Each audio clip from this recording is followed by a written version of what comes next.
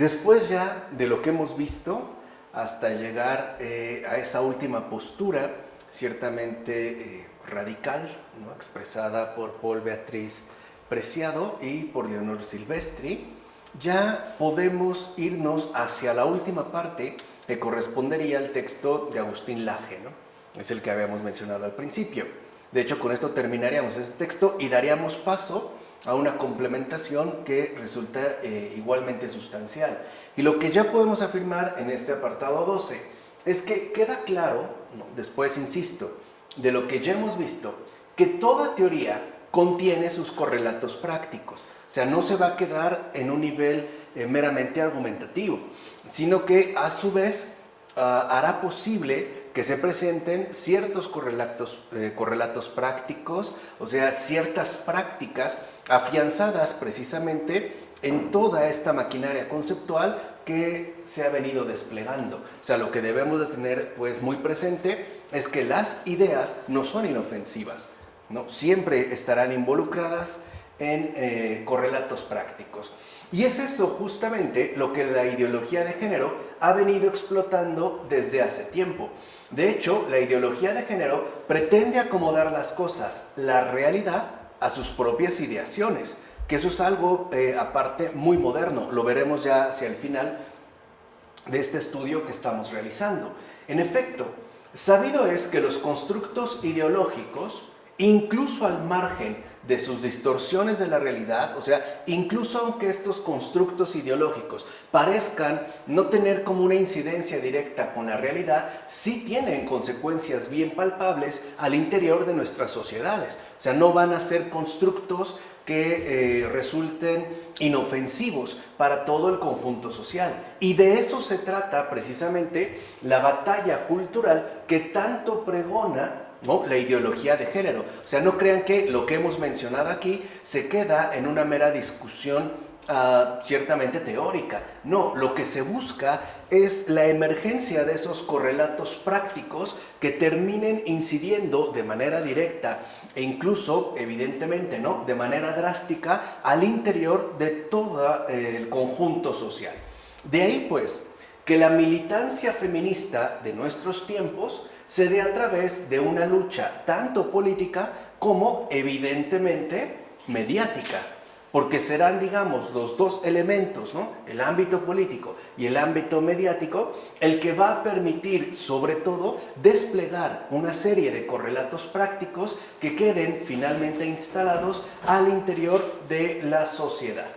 Veamos, ¿no?, aquí es importante también mencionar estos casos, veamos lo que sucede, por ejemplo, con algunos colectivos femeninos en Argentina. Estos colectivos son muy variados entre sí, pero actúan en conjunto al momento de entablar la batalla cultural. O sea, adoptan pues, ¿no?, la regla leninista que ya estudiamos de la hegemonía, ¿no? Aunque formen grupos con intereses distintos, al momento de entablar la batalla cultural se reúnen y actúan en conjunto. La Revuelta, que es uno de estos colectivos femeninos, es un colectivo feminista cuyo sitio web contiene consignas tales como: abortamos hermanadas, abortamos en manada, ¿no? Ahí vemos, digamos, uno de estos discursos que son utilizados, en este caso con una carga política, pero sobre todo en este caso con una carga mediática. O bien, ¿no?, otra de las frases que sueltan en este sitio web son: insumisas al servicio familiar obligatorio. No quiero tu piropo, quiero que te mueras. Yo aborté, tu mamá también. El aborto no se toma vacaciones. Hagamos huelga de vientres contra el capital. Putas o santas, las mujeres abortan en Semana Santa, entre algunas otras, ¿no? Son, digamos, parte, ¿no?, de este ejercicio discursivo que buscan transmitir. Y además, estas consignas suelen ser puestas en paredes vía grafiti. O sea, asimismo las grafitean en algunas paredes, especialmente en Argentina. Ahora bien, su principal actividad como colectivo, ¿no?, digamos, esa es su especialidad, consiste en hacer disturbios urbanos. sobre todo a través de ir pintarrajeando espacios públicos y privados. Esa es, digamos, su especialidad. Por supuesto, van a usar siempre la misma charlatanería neomarxista en sus discursos. Por ejemplo, dirán: denunciamos esta construcción patriarcal y capitalista del mundo, hegemónicamente masculina, en la que nuestros cuerpos de mujeres ha sido y es el territorio sobre el que se ha edificado, imponiéndonos sus saberes androcéntricos, ¿no? Que ya entendemos ahora en qué se basan para explayar posicionamientos de tal tipo. Y como no podía ser de otra manera, la revuelta promueve activamente el lesbianismo en tanto forma de resistir el heterocapitalismo, ¿no? Que ya habíamos nosotros expuesto la ocasión anterior. De hecho, cada 7 de marzo celebran el día de lo que llaman, ¿no?, la visibilidad lésbica, bajo el eslogan: no somos hermanas, nos comemos la concha, ¿no? La concha, esta palabra concha en Argentina significa vagina, ¿no? Pero tiene, claro, un matiz mucho más peyorativo. Bueno, a su vez, este colectivo, recuerden, la revuelta, es parte de una red feminista en la que confluyen varias organizaciones. Y esta red feminista en la que confluyen varias organizaciones, llamada Socorristas en Red, ¿no?, tiene el objetivo principal de promover abortos caseros. Esta sería, digamos, la otra línea de esta organización mucho más amplificada. De hecho, esta red difunde manuales para explicar cómo matar al hijo que la mujer lleva en su vientre de manera artesanal. ¿No? Sabemos que hoy lo artesanal ha ganado mucho terreno, ¿no? Todos nos dicen que es artesanal, ya el pan es artesanal, cuando tenía que ser pan real, punto, a seca, pues es la realidad de las cosas, ¿no? Lo hacen con un claro fin mercadotécnico para incrementar los precios y, bueno, garantizar ganancias. Bueno, entonces, uno de estos manuales, por ejemplo, que son difundidos, ¿no?, por esta red, ¿no?, Socorristas en Red, se titula ¿Cómo hacerse un aborto con pastillas? Instructivo paso a paso, ¿no? Lo van como detallando, ¿no?, de manera bastante técnica e ilustrativa. Además, dejan en su sitio web vías telefónicas de contacto para poder recibir información acerca de las modalidades existentes para realizar un aborto. En el año 2014, por ejemplo, socorrieron, por eso se llaman Socorristas en Red, socorrieron a 1.650 mujeres para que abortaran, básicamente por esta vía telefónica. Incluso, ¿no?, estas Socorristas en Red tienen un programa de radio virtual llamado Experiencias Corpoaborteras, cuyo eslogan es: hacer visibles las prácticas aborteras como gesto político, ¿no?, como denuncia del régimen heterosexual.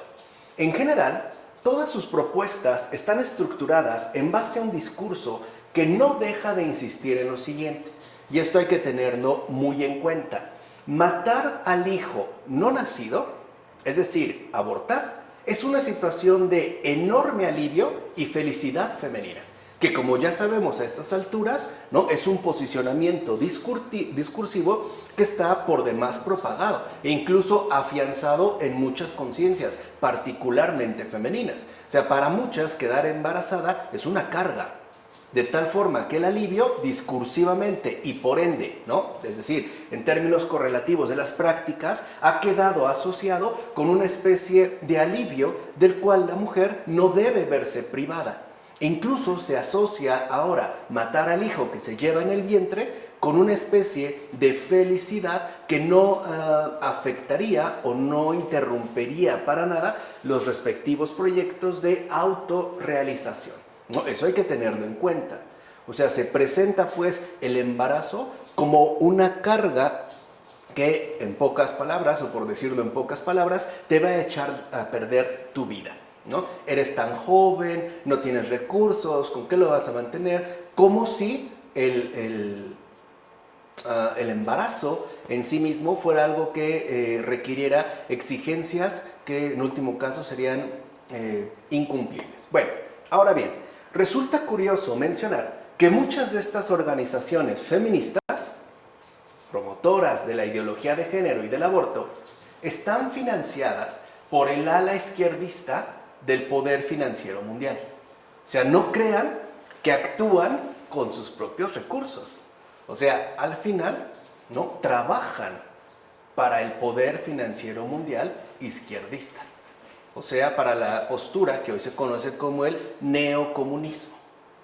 Eso también hay que reconocerlo. O sea, no crean que cuando van a hacer algunos de sus actos políticamente subversivos, ¿no?, como la revuelta de pintar o destruir o salen a romper, no crean que lo hacen netamente con convicción. Algunos probablemente sí, pero los principales dirigentes y organizadores no. Lo hacen porque se les ha pagado para ello. Y a su vez ellos reparten dinero, estímulos, ¿no?, a la gente que los acompaña. Es más, hay casos en los que si el nivel de violencia es mayor, el pago también lo será. O sea, estará, digamos, dependiendo del nivel de caos provocado. Mientras mayor sea el alcance violento del discurso, mayor será incluso el estímulo, la paga que reciban. Bueno, en efecto, muchas de estas organizaciones reciben periódicamente abultadas sumas de dinero de parte del International Planned Parenthood Federation, una organización, vean, que dicho sea de paso, maneja un presupuesto anual, o sea, al año, para estas organizaciones de $125 millones. O sea, vean, al año, destinan para estas organizaciones $125 millones. ¿De dónde sale este dinero? Bueno, esta suma está compuesta en gran parte por las jugosas donaciones de la Ford Foundation y la Bill and Melinda Gates Foundation. O sea, Bill Gates está ahí involucrado a través de su fundación. Lo mismo Ford Foundation. Por cierto, el dinero que reciben estas organizaciones asimismo proviene del magnate Warren Buffett, quien, fíjense, solo en Argentina, ya ha donado a estas organizaciones en particular más de $289 millones. Solo en Argentina. ¿Por qué creen que está tan fortalecido el movimiento feminista allá? Porque ahí es donde más, pues, le han metido dinero. Ahora bien, ya se ha puesto al descubierto que la filial estadounidense, ¿no?, del Planned Parenthood Federation of America lleva a cabo millonarios negocios con los fetos abortados. O sea, no crean que tampoco se trata de una causa meramente feminista. Hay literalmente un mercado negro por detrás. Yo ya lo había mencionado en unos cursos distintos, pero aquí ya, nos referimos de manera puntual a este caso. Por eso es tan importante, ¿no?, que se practique el aborto, porque de esos abortos, de esos fetos, se van a producir millonarias ganancias. Y por eso era tan importante que se legalizara, para que los que se dedican a este mercado negro no siguieran viéndose acosados, al menos por una acusación legalmente procedente. O sea, en pocas palabras, que ya no se tratara de un delito, sino de un consenso voluntariamente asumido, o sea, de un derecho. Por eso era tan importante que se legalizara, para que este negocio ya no se viera truncado, ¿no? Por eso se entiende el porqué de tanta promoción del aborto.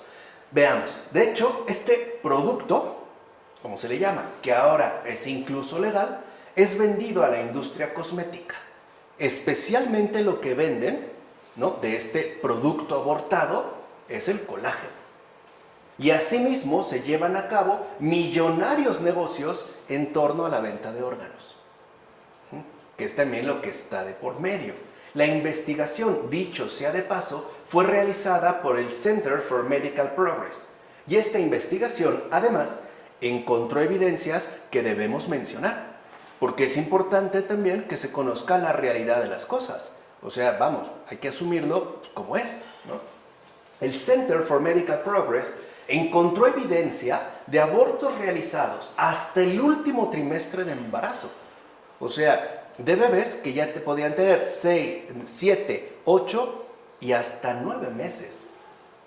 así como la utilización de herramientas específicas que permitieran aumentar las probabilidades de sacar al bebé entero para no echar a perder el producto, incluso que fuera posible sacarlo vivo, con el propósito, ¿no?, con el fin de recolectar, como ellos dijeron, mejor y mayor tejido.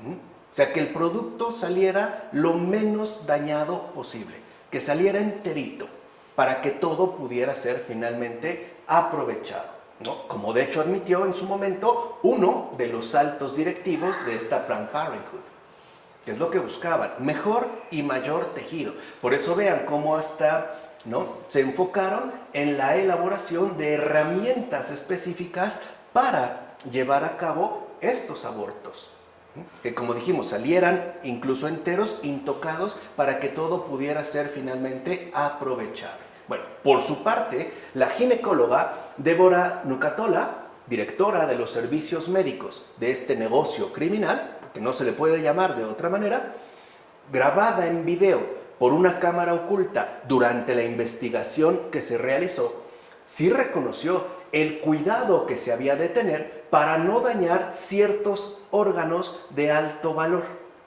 en el mercado. O sea, lo importante era preservar lo mejor posible los órganos de más alto valor, que eran, digamos, ¿no?, los más solicitados, y por ende, en base a esta común ley económica de la oferta y la demanda, los más caros, porque ya se pensaba no solo la extracción, sino la consiguiente entrega. Como ella misma dijo, veamos, Deborah Nucatola, hemos sido muy buenos en conseguir corazón, pulmón e hígado, los tres principales. Estos órganos, digamos, eran los que eran más solicitados, los más caros, y por ende a los que se les ponía mayor atención al momento de su obtención. Y dice, precisamente porque cuidamos mucho no aplastar esas partes. Para la bóveda craneal, o sea, cuando lo que se requiere es la cabeza, la bóveda craneal, dice, se extrae al bebé de nalgas. Así entonces se puede conseguir una bóveda craneal intacta. O sea que no están improvisando. Hay gente especializada, ¿no?, y que se ha realizado numerosos experimentos para obtener los resultados esperados. O sea, no estamos hablando, ¿no?, de un negocio criminal más o menos improvisado y carente, digamos, de bases ejecutivas. No, las tiene. Las tiene, de tal manera que dependerá el órgano o los materiales, ¿no?, entre comillas, que se buscan obtener para realizar los procedimientos que correspondan. Y ciertamente la política tiene un lugar primordial en este negocio. Recuerden, aquí estamos hablando del trasfondo teórico político, en la ideología de género. Cuando en un determinado país, fíjense, ¿no?, se consigue la legalización del aborto, lo que realmente esto significa es que, políticamente hablando, el crimen cometido ya queda entonces encubierto. O sea, lo que es un delito ya no es considerado un delito. ¿Qué es lo que les decía? Este es el encubrimiento de tal negocio criminal. Además, es encubierto e incluso protegido, ¿no?, me gustaría decir más bien blindado, por las propias instancias políticas en turno. Y esto alrededor del mundo. Por eso es que se busca tanto que la legalización del aborto sea algo ya, ¿no?, dado en todas partes del mundo. Porque imaginemos el dinero que finalmente hay detrás. O sea que detrás de la legalización del aborto también hay una fuerte, ¿no?, injerencia de dinero. Vamos, de corrupción. Bueno, el feminismo radical, de hecho, se intensifica y fortalece con el cumplimiento político de tales objetivos. Claro, o sea, también se le permite con ello ir ganando cada vez más terreno.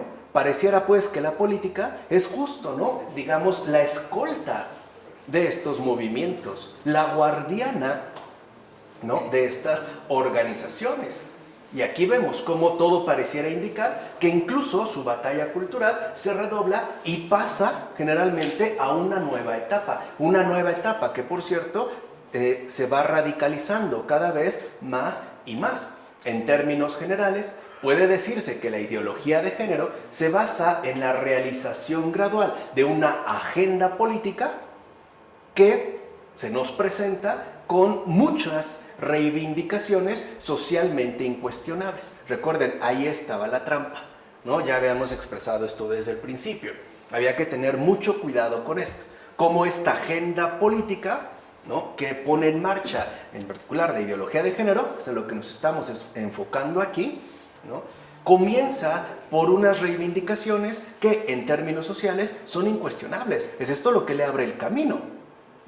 Pero lo que importa no es esto, no es estas reivindicaciones. Lo que importa finalmente es lo que viene detrás, o sea, las verdaderas intenciones de la ideología de género. De ahí pues que en algunos países se manifieste un mayor índice de radicalidad subversiva.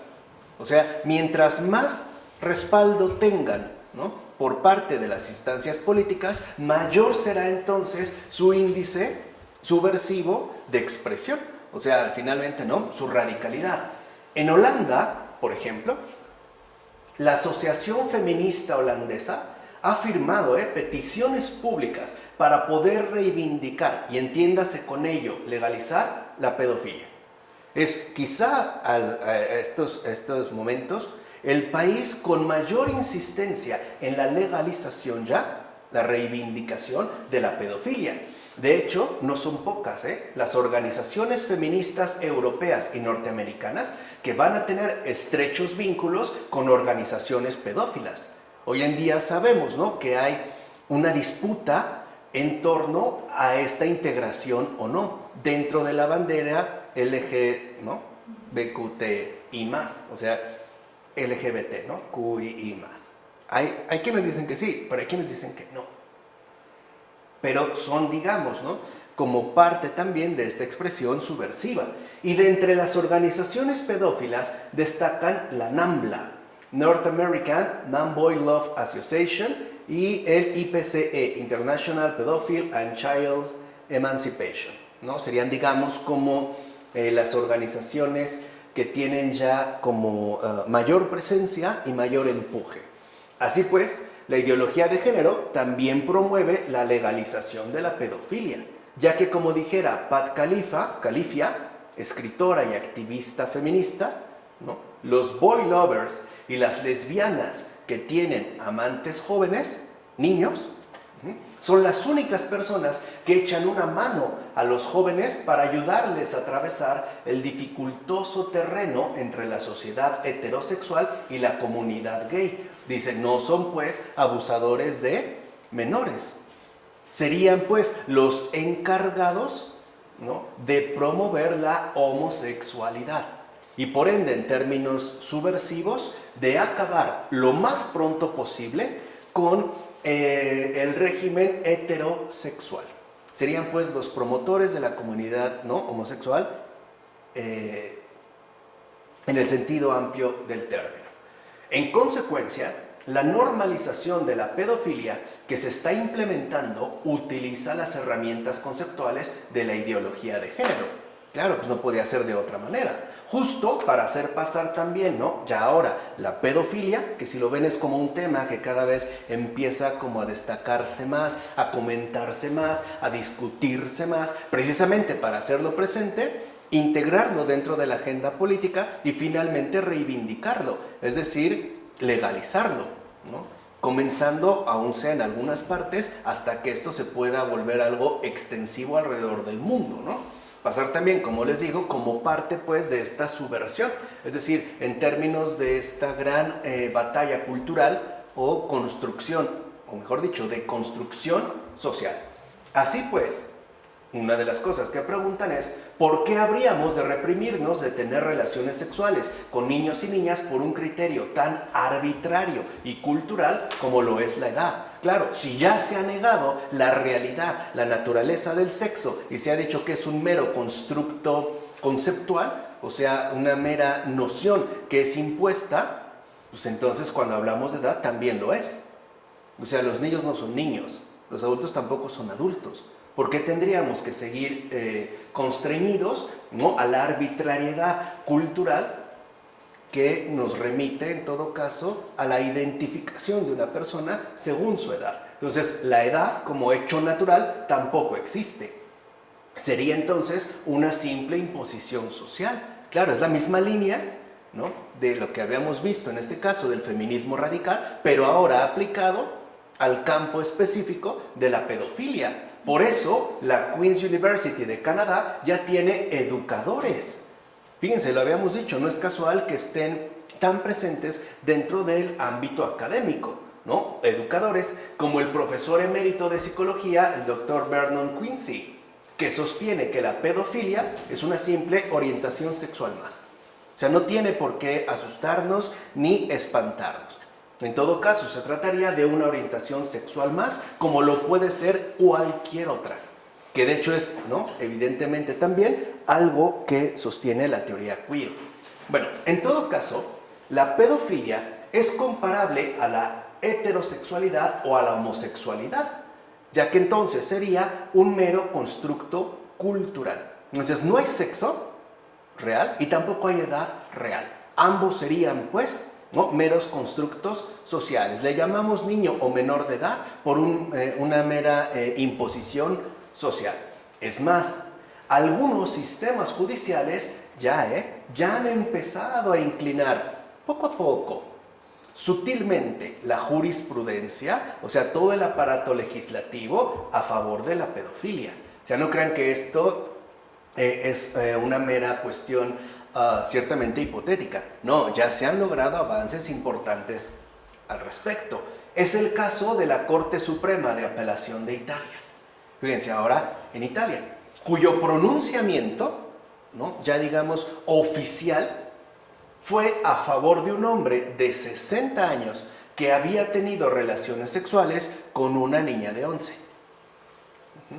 El pronunciamiento a favor de este hombre se basó en lo siguiente. O sea, que digamos es como el argumento estrella que ahora quieren utilizar en base a lo que hemos mencionado, ¿no?, estos movimientos pedófilos. El argumento o el pronunciamiento a favor fue este: la niña de 11 años había consentido el coito, o sea, había sido un acto consensuado, no había pues ningún tipo de delito. Claro, y si lo ven, de entrada se pone, ¿no?, o se busca equiparar la posible madurez que tendría una persona de 60 con la que puede tener una persona de 11. ¿No? Se les trataría, pues, digamos, bajo las mismas condiciones y se presupondría la misma madurez en términos de elección. Bueno, en otros países se está de hecho buscando reducir legalmente, si no por lo menos anularla, por lo menos reducir la edad mínima para poder tener el consenso sexual. Este es, por ejemplo, el caso de Inglaterra, donde se discute la propuesta de Barbara Hewson de poder bajarla a 13 años. O sea, si ahorita más o menos se considera un menor de edad antes de los 18, lo que sostiene esta mujer en Inglaterra es que se reduzca a 13. O sea, que a partir de los 13 años ya no se considere como menor de edad. Incluso la Asociación Americana de Psiquiatría, APA, en una de las recientes ediciones de su conocido Manual Diagnóstico y Estadístico de los Trastornos Mentales, vean, publicado en el 2013, desclasificó a la pedofilia como trastorno. O sea, antes del 2013, la propia APA, Asociación Americana de Psiquiatría, sostenía que la pedofilia era un trastorno. O sea, en pocas palabras, era una enfermedad mental. Hace 10 años esta misma asociación le llamó enfermedad y la ubicó ahora ya, ¿no?, en la orientación sexual. En una edición posterior hubo una rectificación. O sea, no se mantuvo, pero vean ya hacia dónde la pasó. La pasó de trastorno, la baja enfermedad, que suena como más suave.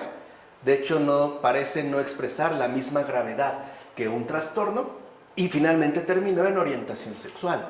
Vean cómo, ¿no? Parece que se le va dando cada vez más espacio y más entrada.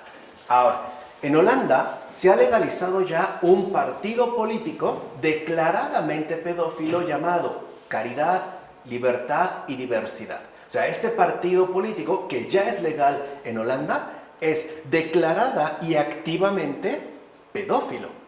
Recuerden, bajo, ¿no?, el argumento del consenso sexual, ¿no?, del consentimiento de las personas involucradas. Incluso hay un grupo de sexólogos que piden legalizar ya la pornografía infantil, encabezado sobre todo por Eric Van Wyk y Rick Van Lunzen, a través de sugerir que sea el Estado el que controle, produzca y distribuya contenido erótico a pederastas, porque ellos están en su derecho. Y el Estado tiene precisamente, ¿no?, que patrocinar y además tendría también que producir aquello que ellos están solicitando en términos de un derecho legal. O sea, el Estado pues tiene que ser el productor y por ende el distribuidor, ¿no?, de la pornografía infantil. De tal forma que ya no se vea como algo netamente delictivo, sino como algo totalmente legal. En este caso, para todos aquellos que reconozcan abiertamente su pedofilia, su pederastia. En sus propias palabras, vean ahí lo que dice, ¿no? Si se produce pornografía infantil virtual bajo el control estricto del gobierno, con una especie de sello que muestre con claridad que ningún niño ha sufrido abusos, se podrá ofrecer a los pederastas una forma de regular sus pulsiones sexuales. O sea, sería la manera de mantenerlos tranquilos y de que no cometan crímenes. De tal manera, entonces, que ahora el Estado le dé la medicina, ¿no?, que tanto necesitan para mantenerse relajados. O sea, para no perder el control de sus pulsiones sexuales irrefrenables. Bueno, esto, ¿qué es lo que demuestra? O sea, con esto, ¿qué es algo que podemos ver? Pues lo siguiente, estamos avanzando ya hacia la despatologización de lo patológico mismo. O sea, lo que antes se podía ver como una aberración, como una enfermedad, como un trastorno, ahora se quiere hacer pasar por lo más normal del mundo, como si fuera una cosa más, entre otras cosas. Y esta es justo la desnaturalización, o sea, la despatologización de lo patológico mismo, ¿no? Es justo esta desnaturalización la que promueve la ideología de género.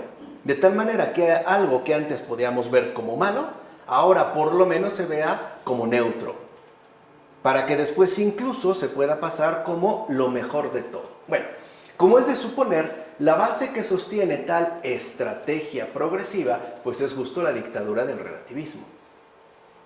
Este sería, digamos, el verdadero sostén de toda esta estrategia progresiva. Es decir, el rechazo fundacional del ser, o sea, de lo que es tal y como es, para poder dar paso al ámbito impositivo del mero parecer.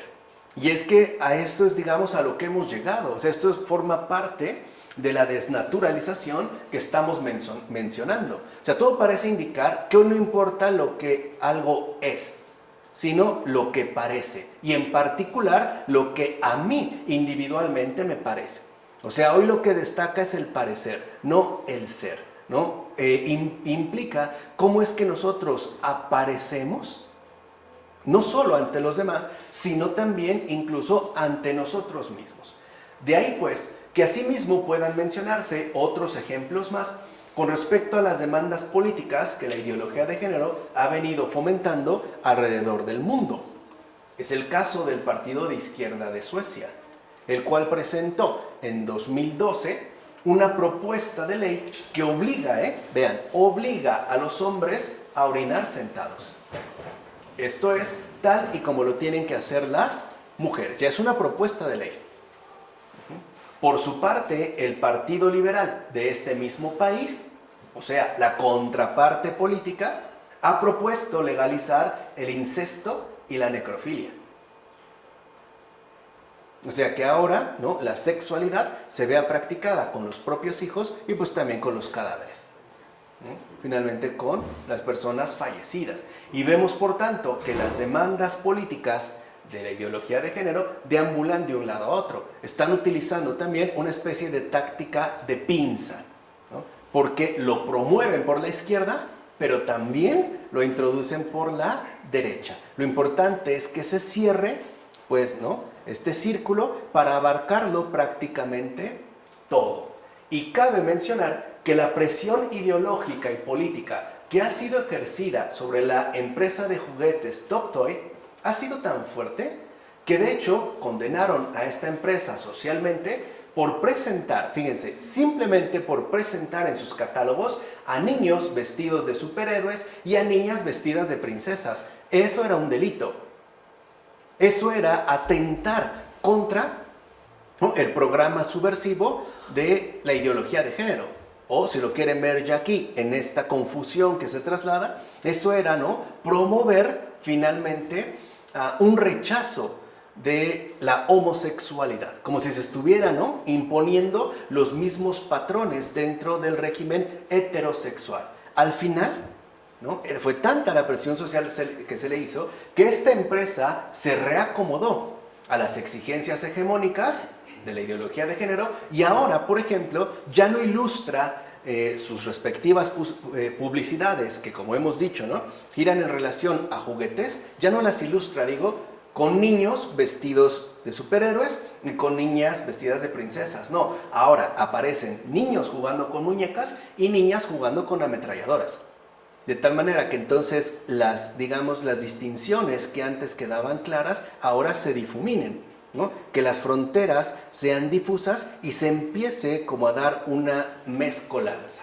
Bueno, de hecho, en la misma Suecia podemos encontrar una fuerte presión ideológica para cambiar el lenguaje del propio Estado, que es lo que habíamos dicho, ¿no? Las prácticas discursivas pues, también van a generar consigo sus respectivos correlatos prácticos. Recientemente, por ejemplo, se incluyó un nuevo artículo neutro en la lengua sueca, hen, el cual carece de carga de género, definido como han, él, y hon, ella. Ahora se inventaron este nuevo artículo neutro, gen, de tal manera que ya no hay una referencia específica ni para él ni para ella. Otra vez, se difuminan, ¿no?, las distinciones y se da paso, pues, a esta apertura subversiva. Por su parte, en Alemania se está experimentando desde hace tiempo ya no solo con el lenguaje en los centros de educación preescolar, sino que también se han ido imponiendo ciertas directrices para determinar el modo de vestir del pequeño alumnado, cosa que al menos en México también ya llegó, desde el año pasado. Que esto comenzó, como lo vimos, en Alemania. Se invita, de hecho, a los niños a que elijan ropa de niña. Y, por supuesto, asimismo se invita a las niñas a que escojan ropa de niño. Ya sabemos que esto en México es una obligación. Una niña puede ir con pantalón o un niño puede ir con falda. Y eso no tiene por qué generar ningún tipo de conflicto. Incluso se prescribe de manera oficial en Alemania que no se les trate de él o de ella en los centros escolares, justo para no inculcar estereotipos de género. O sea, los propios pronombres personales no serían más que estereotipos de género que hay que también destruir, ¿no?, que habría que erradicar por completo. Ahora, en Canadá, el primer ministro Justin Trudeau ha afirmado que las familias deben criar hijos feministas. Y lo ha afirmado abiertamente, ¿no? Él es un gran partidario, un gran promotor, un gran aliado de la ideología de género. Y ya se está considerando incluso en Canadá llevar a cabo un proyecto para cambiar el himno nacional de este país con el fin de poder extirparle elementos patriarcales. Entonces la invitación de Justin Trudeau, en tanto primer ministro de Canadá, es criar hijos según la ideología de género. Además, en este mismo país, Canadá, la activista feminista Anita Sarkeesian ha pedido que se prohíban los videojuegos de Nintendo. Ya que las presiones, ¿no?, en tanto batalla cultural. Según ella, la compañía Nintendo usó las fantasías de poder de los adolescentes y hombres heterosexuales para vender más videojuegos. O sea, utilizaron una estrategia, ¿no?, heterocapitalista para obtener un éxito de ventas. El famoso juego de Mario Bros. Sería, según ella, uno de los más patriarcales. ya que, según ella, de todos los juegos de la saga Mario Bros., la princesa aparece en 14 escenas y es secuestrada en 13. De tal forma que habría, ¿no?, que acabar entonces con estos videojuegos. Sarkeesian, de hecho, suele pasearse por la ONU para pedir que Internet censure a todos aquellos que no se adhieran al feminismo. Y como hemos visto, le han hecho caso. Incluso con este mismo canal. Y con muchos otros. La recomendación es que incluso Internet censure a todos aquellos que no se adhieran al feminismo. Ciertamente, en España podemos encontrar al partido Podemos, donde milita la dirigente feminista Beatriz Gimeno, en tanto diputada autonómica, el cual, ¿no?, en tanto partido, ha declarado que la heterosexualidad no es la manera natural de vivir la sexualidad, sino que es una herramienta política y social con una función muy concreta que las feministas denunciaron hace décadas: subordinar las mujeres a los hombres. Así pues, para acabar con esta supuesta subordinación, habría que acabar con la propia naturaleza.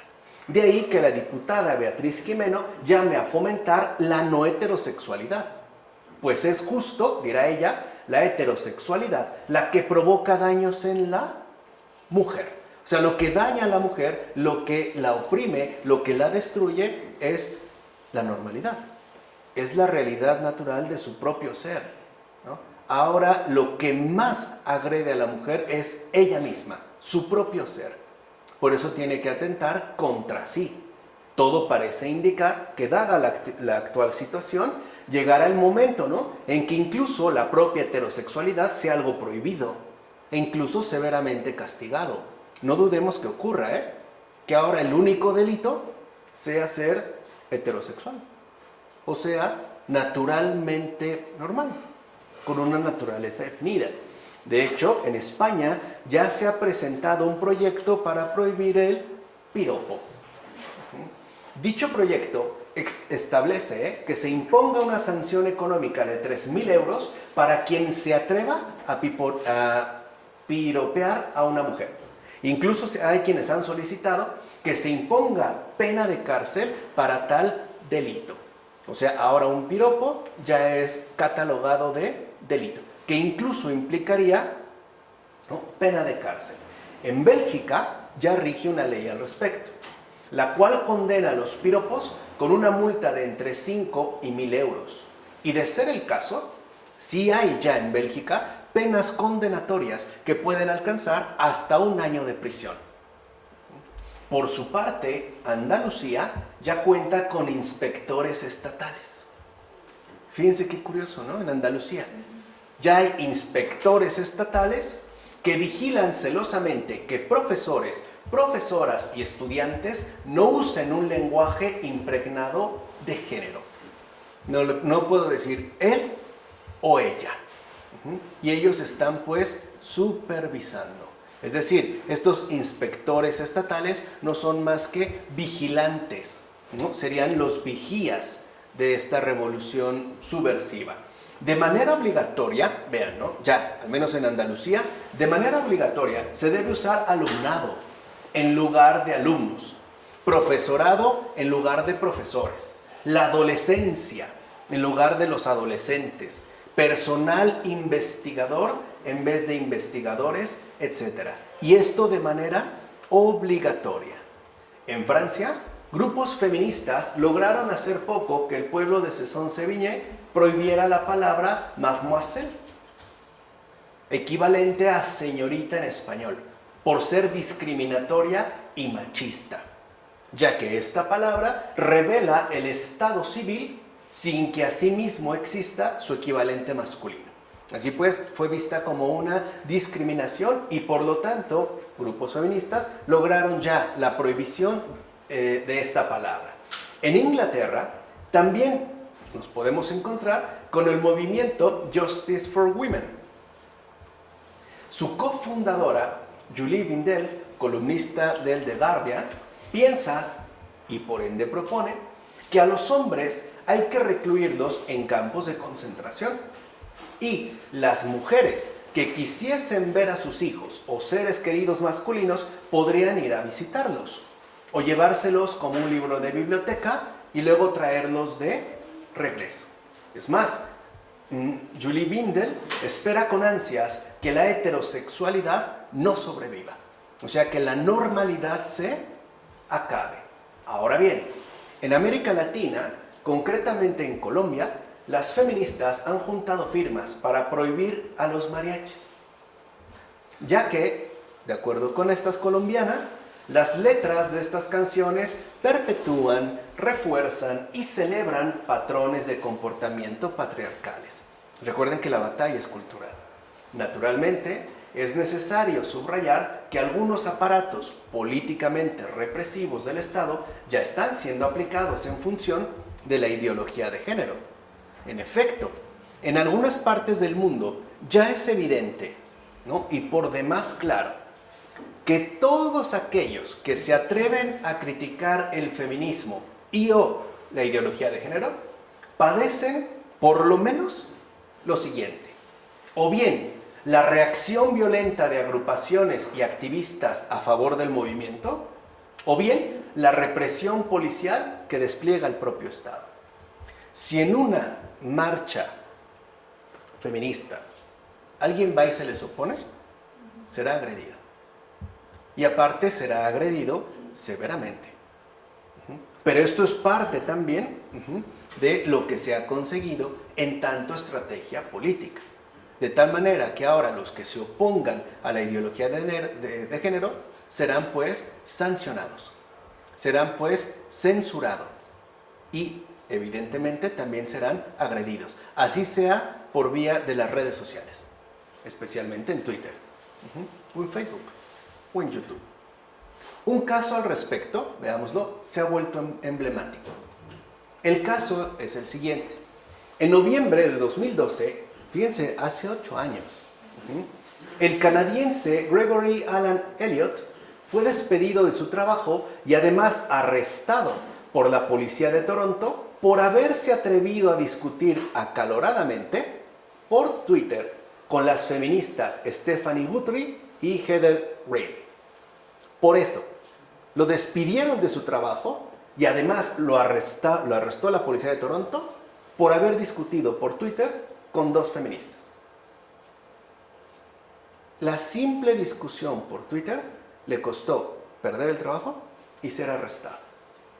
Así pues, queda claro que la militancia subversiva que promueve la ideología de género ha logrado incluso incluir en su programa tanto prohibiciones sociales, como los ejemplos que aquí hemos mencionado, como persecuciones políticamente encubiertas, que es de hecho las que hoy están más en boga, las persecuciones políticamente encubiertas, las cuales, como toda persecución política, estará basada en la imposición del miedo y por ende del cese, ¿no?, al confrontamiento. O sea, lo que hacen es presionar, agredir, amenazar, ofender, golpear, para que uno desista de seguir oponiéndose.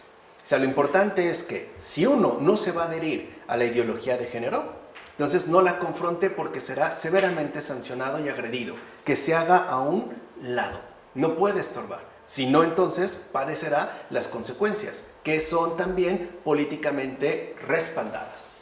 Dicho brevemente, ya con esta diapositiva terminamos. Estamos ya por demás adentrados en una tenebrosa dictadura de género. Es una dictadura. Y hacia el final también veremos con más claridad por qué. Pero es una dictadura, ya no es una ideología de género, es una dictadura de género. Y tal dictadura obtiene su respectiva fuerza de este despliegue ideológico, ¿no?, que ha sido llevado a cabo desde hace tiempo en términos políticamente estratégicos, que es justo el trasfondo que nosotros hemos querido poner al descubierto, al menos apoyados en este aspecto por el texto publicado por Agustín Laje y Nicolás Márquez. De hecho, hasta aquí llegamos con ellos, especialmente con Agustín Laje, ¿no?, que es el apartado al que nosotros acudimos. Hasta aquí. Pero sí es importante tenerlo en cuenta y darnos cuenta que, en pocas palabras, ¿no?, se trata de un despliegue que, al final, busca aplastar con su avance a todos aquellos que se atrevan a criticarlo y especialmente acabar, castigar, doblegar, humillar, etcétera, a todos aquellos que siquiera se atrevan a enfrentarlo. Por eso también se ha desprendido alrededor una especie, ¿no?, de atmósfera o ambiente que invita al miedo.